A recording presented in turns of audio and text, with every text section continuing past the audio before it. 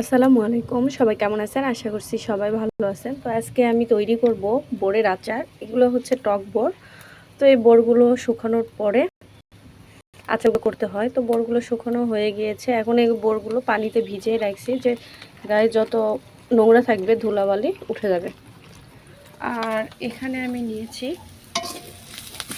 রসুন কুচি, পেঁয়াজ কুচি, শুকনো মরিচ, ডাল মশলা, জিরে, তেজপাতা, দারচিনি, সাদা এলাচ সব কিছু নিয়েছি। এখন আমি বোরগুলো তেলে দেব।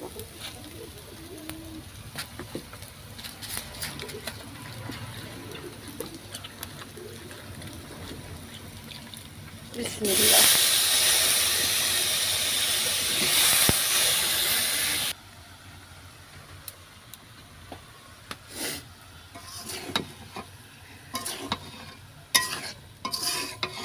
তো সুন্দর করে বোরটা এখন সেদ্ধ করে নেব।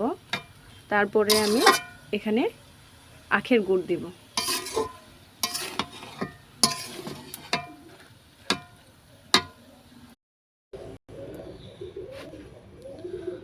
তো এই যে ফাইনালি আমি গুড় দিয়ে আচারটা করতেছি।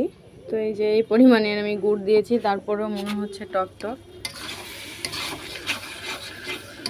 তো দেখুন আমার আচারের ফাইনাল কালার কত সুন্দর একটা চলে আসছে। এগুলো টক বোরের আচার কিন্তু ডাল ভাতের সঙ্গে অনেক বেশি মজা লাগে, খিচুড়ির সঙ্গেও ভালো লাগে।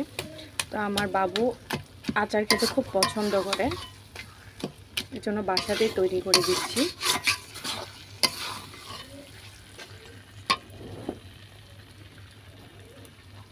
তো ভিডিওটি যদি ভালো লাগে থাকে অবশ্যই লাইক কমেন্ট শেয়ার করবেন। সবাই ভালো থাকবেন। আল্লাহ হাফেজ।